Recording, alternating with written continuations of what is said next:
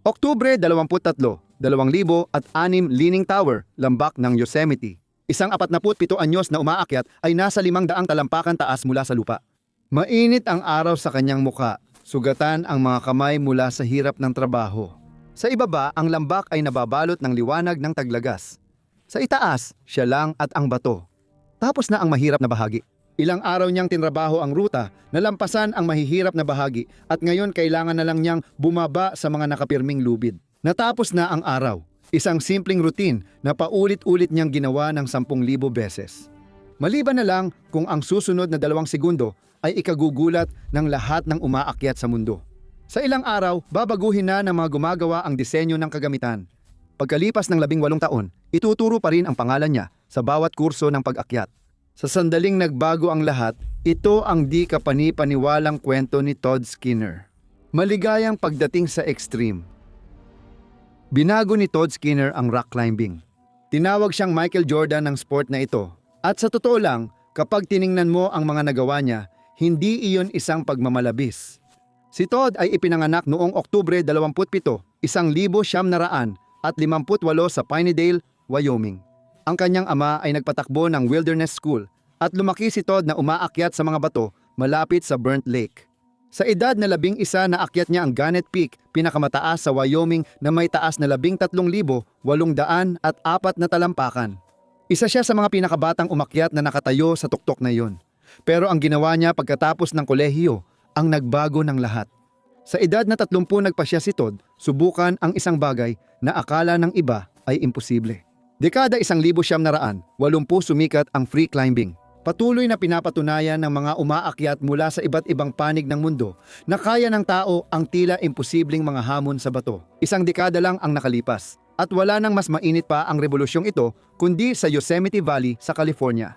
Sa free climbing, kamay at paa lang ang gamit sa akyat. Ang lubid ay pangsalo lang kung mahulog. Kapag nahulog ka, hindi mo pwedeng hilahin ang gamit o gumamit ng kagamitan para tulungan kang umakyat. Noong dekada 80, purong pag-akyat ang naging basehan ng tunay na umaakyat, kaya nagdulot ito ng problema sa Yosemite. Para maintindihan kung bakit, dapat mong malaman ang tungkol sa El Capitan, isang 3,000 talampakang patayong granite na bato sa Yosemite Valley, California, at isa sa pinakasikat sa mundo. May mga galing ibang bansa na umaakyat dito para makita at masilayan ito. Noong 1988, 88 beses na naakyat ang El Capitan. Ngunit laging may gamit na pantulong at panghila sa bawat pag-akyat. Pinupukpok mo ang gamit sa bato, gumagamit ka ng kagamitan para makatulong sa pag-akyat. Hindi lang ang mga kamay at paa mo ang ginagamit sa bato. Ang tanong, kaya mo bang akyatin ang El Capitan gamit lang kamay at paa? Karamihan ay nagsabing hindi. Ang taas ng pader, hirap, at walang tigil ang pagsubok. Ang pinakamahirap na bahagi ay gradong 5-13. Ibig sabihin ay sobrang hirap at halos imposibleng akyatin na kailangang mapanatili sa libu-libong talampakan. Maraming umaakyat ang nagsabing imposible ito, pero may ibang gustong sabihin si Todd, isang bagay na magbabago sa paniniwala ng mga umaakyat kung ano ang posible. Munting pagliko sa tren ng kaguluhan na ito. Linggo-linggo sa Patreon, nagbabahagi ako ng mas malalim na bagay, isang eksklusibong video, paliwanag ng totoong nangyari, o personal na kwento na hindi ko inilalagay sa YouTube. Kung gusto mong makita ang mga nangyayari sa likod ng kamera kasama ako, sumali ka sa Extreme sa Patreon, magkita tayo doon. Noong 1988, sinubukan ni Todd at kasamang si Paula Piana ang free climbing sa Salof Wall, isang sikat na ruta ng El Capitan. 3 taon silang naghanda, paulit-ulit na inensayo ang mga galaw at minemorya kung saan ilalagay ang kamay at paa sa parehong bahagi. Halos 40 araw silang nagtagal sa pader, paulit-ulit inakyat ang pinakamahirap na bahagi hanggang makabisado nila ang bawat galaw. Pagkatapos, ginawa nila ang huling 9 na araw na pagsisikap para tapusin ito. 9 na araw kaming namuhay sa pader, natulog sa mga nakasabit na tent, libu-libong talampakan ang taas, at ginawa ang pinakamahirap. Umakyat sila sa bato, gamit lang ang kanilang mga kamay at paa, pero nagtagumpay sila sa 9 na araw, narating nila ang tuktok. Ito ang unang free ascent ng malaking pader sa El Capitan. Unang nakaakyat ng 3,000 talampakang granite gamit lang ang katawan at bato. Binago ng pag-akyat na iyon ang Yosemite. Pinatunayan nitong posible ang free climbing kahit sa mahahabang ruta. Pwede mo itong gawin sa pinakamalalaking pader sa mundo, pero hindi doon tumigil si Todd. Noong 1975, pumunta siya sa Pakistan at inakyat ang silangang Trango Tower. Ito ang unang grade 7 free climb sa mundo, pinakamataas na antas ng hirap noon. Mahigit 20,000 talampakan ang taas ng ruta at 60 araw ginugol ni Tad at grupo sa pader. Oo, 60 araw nang namumuhay sa bundok. Nangyari ito sa pinakamapanganib na panahon sa kasaysayan ng Karakoram, kung saan avalanche ang pumatay ng mga umaakyat sa kalapit na tuktok at ang mga bagyo ay nagkulong sa mga ekspedisyon sa kanilang mga tent ng ilang araw. Ang kanyang kasamang umaakyat sa Trango, si Bobby Model, ay naalala ang isang pagkakataon kung saan sila ay naipit sa kanilang tent ng 9 na sunod-sunod na araw dahil sa isang malakas na bagyo. Ang pader sa itaas nila ay balot ng yelo. Sumuko na ang karamihan sa ibang ekspedisyon at umalis, habang si Tad ay nagsulat sa pader ng kanilang tent para ipakita kung sino siya. Sipain mo ang dilim hanggang magliwanag ito ng araw. Noong Setyembre 7, 1975, matapos ang 60 araw sa pader, narating nila ang tuktok at natapos ang unang grade 7 free ascent sa mundo.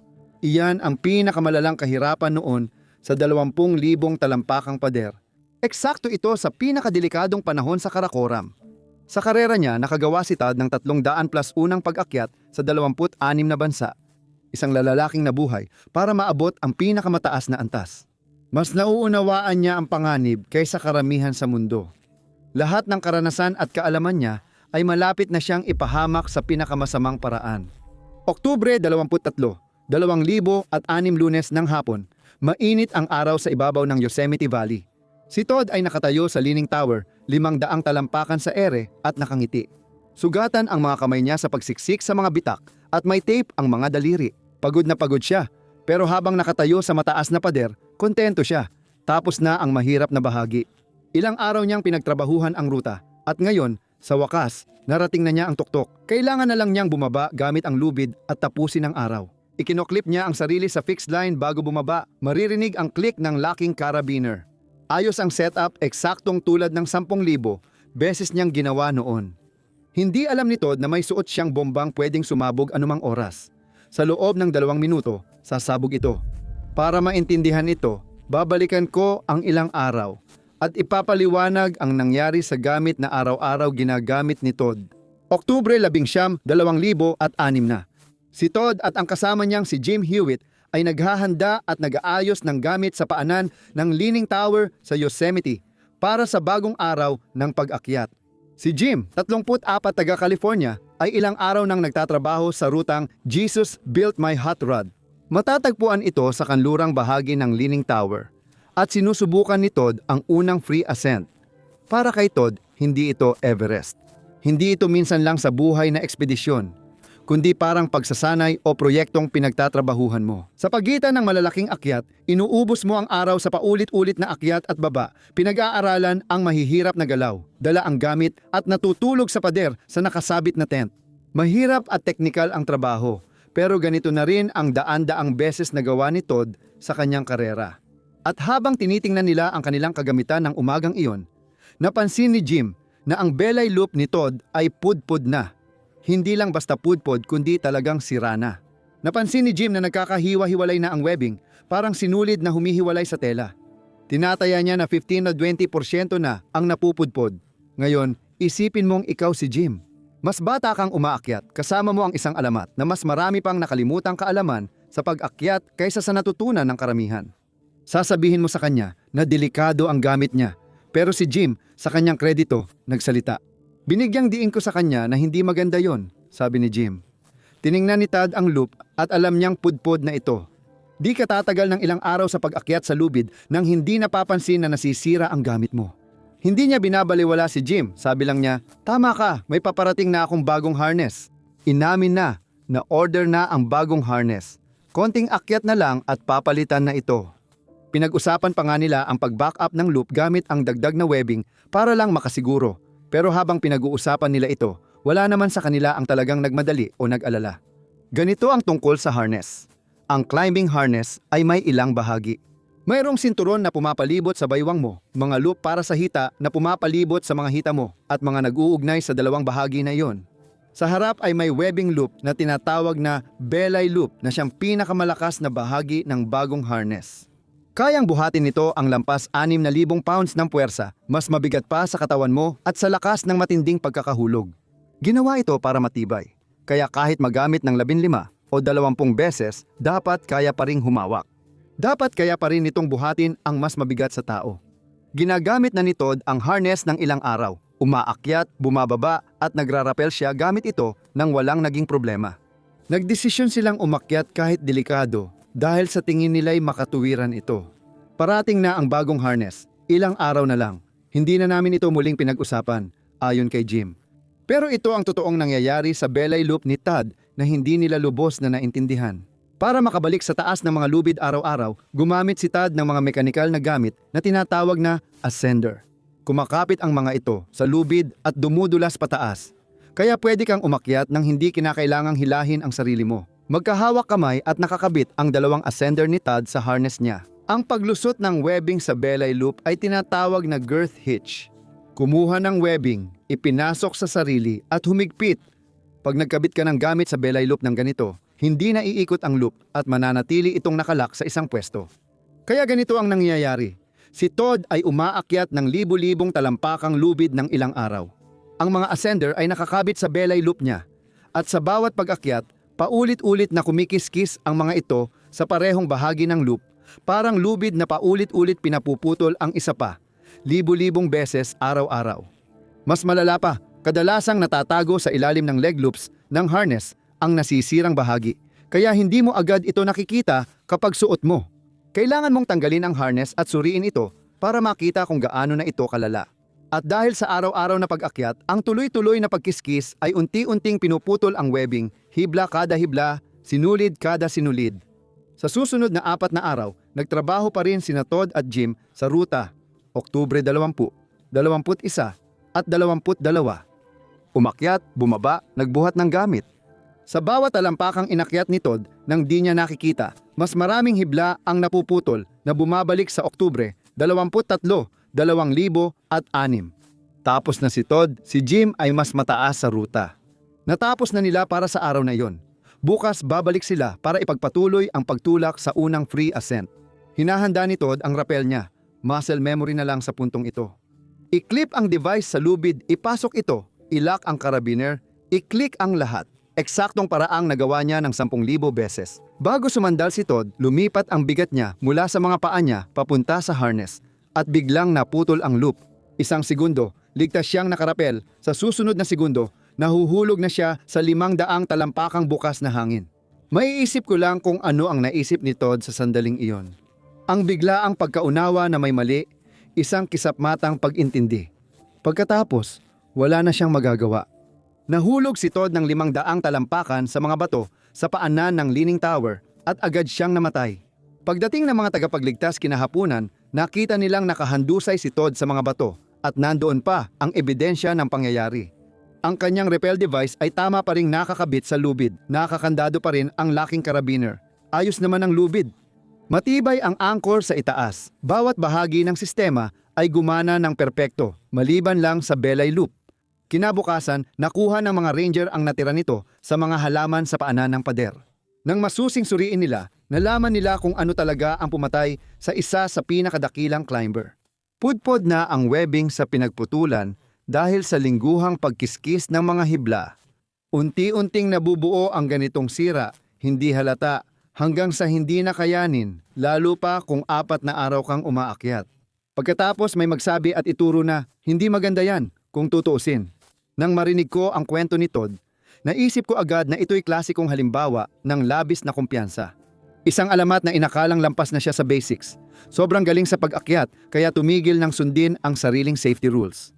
Pero habang mas sinisiyasat ko kung ano talaga ang nangyari, lalo kong napagtanto na hindi iyon ang kaso dito. Hindi ito kayabangan, hindi ito si Todd na iniisip na masyado na siyang eksperto para magkamali. Sa katunayan, halos kabaligtaran pa nga ito.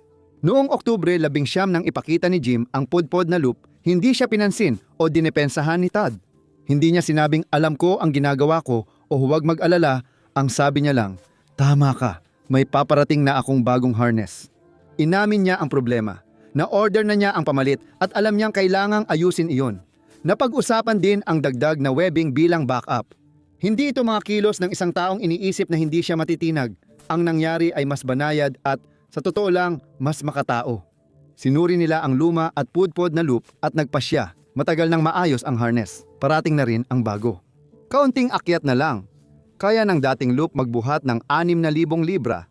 Kahit medyo pudpod at ilang beses nang nagamit, dapat kaya pa rin nitong buhatin ang mas mabigat pa kay Todd. Mukhang tama ang kalkulasyon, mukhang maayos ang luhika, at ang pinakaimportante, parang kaya naman, hindi delikado, hindi mapanganib. May kaunting delay lang sa pagpapalit ng bagay na agad ding papalitan. Ang pagiging eksperto ay hindi nagdudulot ng kapabayaan, kundi nagbibigay ng kumpiyansa sa pamamahala ng panganib. Nagawa mo na ito ng 10,000 beses kabisado mo ang gamit at limitasyon mo, at alam mo kung alin ang totoong delikado kumpara sa mukhang delikado lang para sa mga baguhan. Minsan, ang sobrang kumpiyansa sa sariling paghusga ang nagbubulag sa iyo kapag nawawala na ang puwang para magkamali. Malaking epekto sa mundo ng pag-akyat ang balita sa pagkamatay ni Todd. Inilarawan ni Ken Yeager, presidente ng Yosemite Climbing Association, ang mga nangyayari sa paligid. Napaisip ang mga tao sa kanilang lumang harness. Alam ko na bibili ako ng bago. Si Paul Piana, partner ni Todd sa 30 taon, ay sumulat, "Pinakamatalik kong kaibigan, pinili kong kapatid." Mas lalo pang naging malungkot ang pagkawala ni Todd dahil sana ay naiwasan ang aksidenteng ito. Noong Oktubre 28, dapat ika-48 na kaarawan ni Todd. Mahigit 500 kaibigan at pamilya ang nagtipon sa Sinks Canyon Center malapit sa Lander, Wyoming. Sa labas, sa ilalim ng buwan, may slideshow, bonfire at kandilang nakasindi sa 2 malaking birthday cake. Lahat ay kumanta ng happy birthday para sa isang lalaking wala roon, pero may isang konkretong bagay na nagmula sa pagkamatay ni Todd. Ang Black Diamond Equipment, isa sa pinakamalaking tagagawa ng climbing gear sa mundo, ay naglunsad ng testing program dahil sa insidente. Sistematikong sinubukan nila ang mga nasirang belay loop. Kahit 50% ng webbing ang naputol, kinaya ng mga loop ang mahigit 3,800 pounds. Sa 75%, naputol, halos 3,000 pounds pa rin ang kinaya. Kahit 70% na ang naputol, kinaya pa rin ng loop ang 700 at 77 pounds, ibig sabihin, para bumigay ito sa bigat ni Todd, kailangan mas grabe pa ang sira kaysa sa ipinakita sa pagsusuri. Dahil sa pag-aaral na yon, lumabas ang pangunahing safety rule. Kung may duda, itigil ang paggamit. Pamana iyan ni Todd, nakasulat sa mga gamit. Nagpatupad ang industriya ng mga schedule ng pagre-retiro ng gamit bago namatay si Todd. Hindi na ginagamit ng mga umaakyat ang mga gamit kapag luma na simula nang mamatay si Todd. Ang aktwal na mga patakaran ay 7 taon ang pinakamataas para sa mga rekreasyonal na umaakyat, 1 taon para sa mga profesional na mabigat ang paggamit at 10 taon ang ganap na pinakamahaba. Naglabas ang Black Diamond ng babala kaugnay sa ikinamatay ni Todd kahit kaunti lang ang paggamit mo nito. Nagbabala sila na huwag permanenteng maglagay ng kahit ano sa belay loop dahil maaari itong magdulot ng nakatagong pagkasira. Sa pinakamalalang kaso, isinulat nila, maaaring magdulot ito ng aksidente na katulad ng malungkot na nangyari kay Todd Skinner. Permanenteng nakakabit ang pangalan niya sa babalang iyon. Patuloy pa ring tinuturo sa kursong pag-akyat, binabanggit sa pagsusuri ng gamit at nagliligtas ng buhay, binago ng pagkamatay ni Todd Skinner ang free climbing magpakailanman. Dahil winasak nito ang isang mapanganib na alamat, ang alamat na ang karanasan ay katumbas ng pagiging immune, at ang mga alamat ay hindi namamatay dahil lang sa simpleng pagkasira ng kagamitan. Sabi ng alamat, ayos lang umakyat gamit ang luma at pudpod na gamit basta alam mo ang ginagawa mo. Namatay ang Michael Jordan ng rock climbing habang ginagawa ang paulit-ulit na gawain. Hindi dahil kulang ang alam niya, kundi hindi lagi sapat ang alam mo kapag pagod ka at paulit-ulit mo nang ginawa ang pag-akyat nang walang nangyari. Salamat sa panonood, magkita tayo sa susunod. Manatiling matapang at mamuhay nang may tapang.